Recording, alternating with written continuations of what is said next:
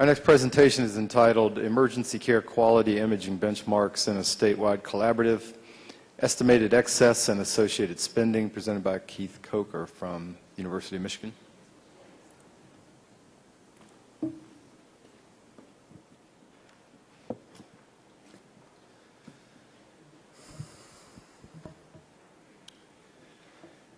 Good morning. It's a pleasure to be here to be able to talk about our work, and certainly on behalf of my co-authors, it's great to see an audience for quality at a place like this. The reality is the team here is deep and wide, and what you actually don't even see on this list is all those physicians at the front lines of care in our sites who were asking to change practice, which is hard to do, and really what makes this project run. A few disclosures. I'll talk a little bit more about this first one. We are funded by the dominant commercial payer in the state of Michigan, Blue Cross Blue Shield of Michigan.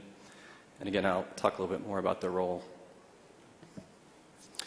There's lots of places to begin this conversation. I'm going to start here, though. I think we all recognize that there is frequently a gap between evidence and practice. We know that performance oftentimes varies. And what MEDIC is really about, this project, is about scaling up quality improvement efforts from a local level to a network level.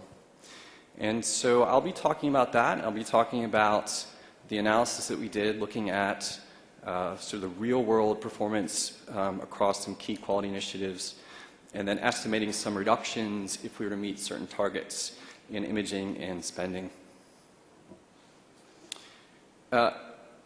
MEDIC was started in 2015. It is a learning collaborative. Effectively what we do is catalyze practice change. We nudge our participants to take up, again, where evidence exists and change their practice. And what's different about a learning collaborative is that we effectively have local experiments going on at all our sites, and the goal here is to learn from that, package it, disseminate it across the network so we can learn from each other and all boats rise. We have a little bit more than the 15 sites now in the collaborative, but for the analysis that we did, the 15 sites here are all circled. They're fairly diverse, lots of different practice settings, various volumes of ED visits. Represents about a fifth of all ED visits in the state of Michigan. So again, this is funded by Blue Cross Blue Shield of Michigan. This falls into a portfolio of these kind of projects called the Value Partnerships. They have a track record going back about 15 years with significant improvements in care. We're one of the newest of these. And they generally all fall into areas of specialty care. We were looking at 4 of our quality initiatives that we started with. The first being minor head injuries in adults. We have decided to use the Canadian head CT rule as our standard. We measure against this rule in a way that we can tell if a decision to get a scan was consistent or concordant with that rule or not. We call that appropriateness. We also have adopted the PCARN rule as our standard in children. We measure this a little bit differently, called an overuse measure. So of the CT scans done in this population, what proportion of those scans were done in the low-risk group? That's an overuse measure. We also look at the intermediate risk group that PCARN calls out, and we just measure that as a use, how many scans are done. We are also looking at chest x-ray use across common pediatric respiratory illnesses. And then we also evaluate use of chest CTs for suspected cases of pulmonary embolism. In that case, we measure diagnostic yield, so the proportion of those scans that are positive. You have to know a little bit about our data structure. We get electronic data feeds directly from our sites monthly. Has a set of administrative data that goes into our registry. We then use that data to identify cohorts in our quality initiatives And then these are flags for people to do chart abstraction. They actually go into the chart and pull out data elements that we wouldn't otherwise be able to get, things like presence or absence of vomiting, presence or absence of headache, those kind of things. And then we combine those two data streams to drive our reporting and our measurement.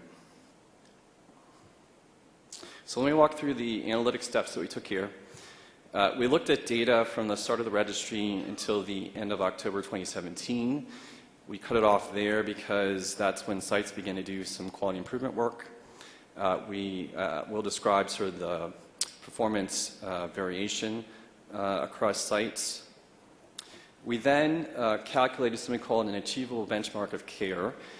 This is described in the literature. This is in a way to identify a target based on a population of performance.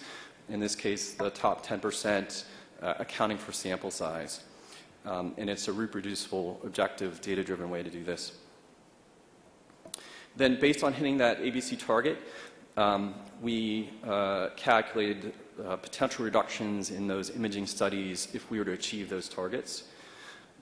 We attributed that to spending using this common website, which gives some prices for by geography. And then we used direct standardization to create a generic ED to give you a sense of what this could look like scaled to various sizes of ED visit volume. So here's the baseline performance right out of the gate. The second column is the performance across the collaborative. The arrows indicate which direction is better. I'll just walk you through this first row for the adult head injury measure. Again, we're measuring appropriateness. So effectively, we're saying here about 41% of scans that were performed were actually consistent with the Canadian rule.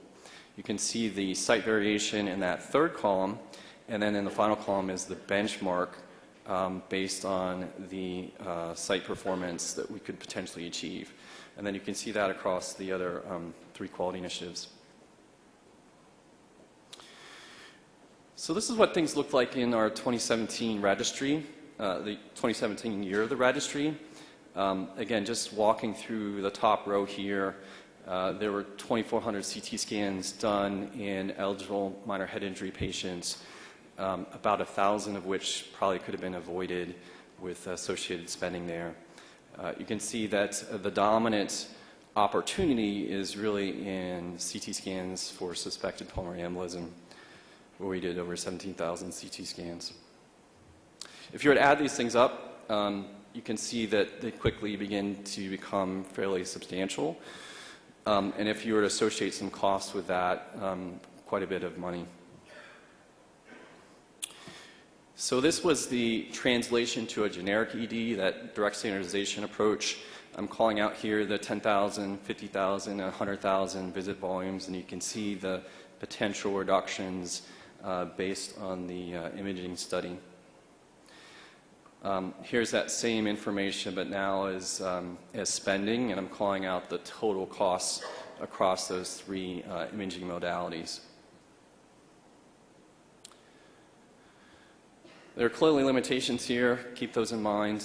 Recognize that although we believe we have fairly high quality data, we do rely on diagnostic procedure codes and human abstraction. It's up to you to decide if 15 EDs in Michigan are representative. Obviously, your local ED may be different if you're more interested in that. These are theoretical projections. Certainly we'll see with our efforts whether or not this translates in the way that we're projecting here. And obviously, there's always some caveats around what spending and savings actually means.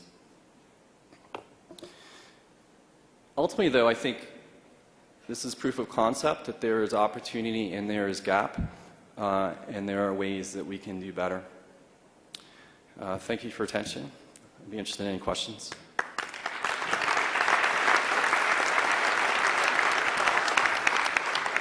Thank you, Dr. Kocher, for your excellent presentation.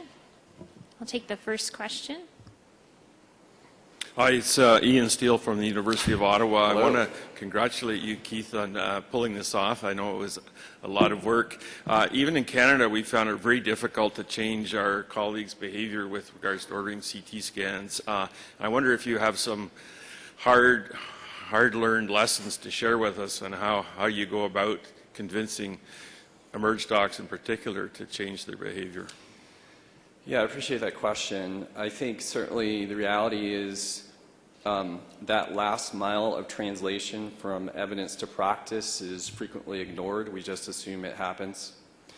I think there are lots of ways to respond. I would say probably the most important thing is you got to get local. You know, we are in a courting center. We have lots of tools at our disposal, but if you can't get your members to buy into the mission and the vision and the practice change, it will only take you so far. And there's lots of things around, you know, convincing of evidence, getting past the immediate response of questioning data and measurement. Those are all common challenges with implementation and quality improvement. So I'd like to ask a question about, of all things, pulmonary embolism and CT scans. You did a pretty good job of talking about what was low value in the first three, but what was the definition of the 4,254 CTs that were avoidable? How did you decide that? So we used the ABC benchmark of care for that measure. Out of the gate, we were performing at a diagnostic yield here at 8.7%. Based on an ABC benchmark target, we thought we could get at 10.7% diagnostic yield. And then we used that information, you know, in this sort of artificial way to determine how many scans could be avoided if we could get that target, holding the denominator constant. Okay, so what you don't know is how many were Wells low that didn't That's get correct. a D-dimer. You don't know how many were, say, PERC negative, for example. Yep. So the only other thing I wanted to ask you about that, I bet that 8.7% rate is too high. I bet it's lower than that. And the reason I think this is, having done lots of this work, that you're looking at ICD-10 codes, right? So we have a fairly robust data model so that we identify these cases based on a combination of 10 codes and CPT codes. But then we actually have abstractors who go into the chart and do review, kick out cases that were not indicated for PE, and make sure that we are actually capturing cases of true positive PEs. I was surprised by that was higher than I was expecting to, but I think it's probably pretty close to real, or as real as you are likely to get at this scale. Well, Michigan's doing something right, because that's a really high rate. Yeah. We have a paper coming out, so you can read a lot of these details in that Great. shortly. We have time for one more question at the back, Mike. My name is Jessica Kastner. I'm the editor-in-chief of the Journal of Emergency Nursing. Thank you for this very impressive exemplar. I have 3 or 4 submissions every week on a single site performance improvement project. They're innovative. They show great feasibility for implementation science. Can you tell us more about how you prioritize which performance improvement intervention you choose, and some pragmatic advice for those looking to scale up those great ideas? Yeah, it's a great question. You know, there's certainly a universe of opportunity in our care space in the ED. When we were developing the concept for this project, we chose these areas because we felt that there was good evidence, sometimes great evidence, that there was likely a gap in performance, but there were several Venn diagrams that we were looking to overlap, including translation into something meaningful for, you know, let's be honest, an insurance company. But also where feasibility of measurement was likely, where we could likely get rapid buy-in to those entering into the project at all our sites and our clinical champions. I think the other part of your question, you know, there are other opportunities. I think if you're talking about a local level, you got to find alignment with your hospital's priority list, your department, division, group priority list. what has appetite within your group practice. I think if you can discover those things, you're going to be more successful. Thank you, Dr. Kocher. Thanks.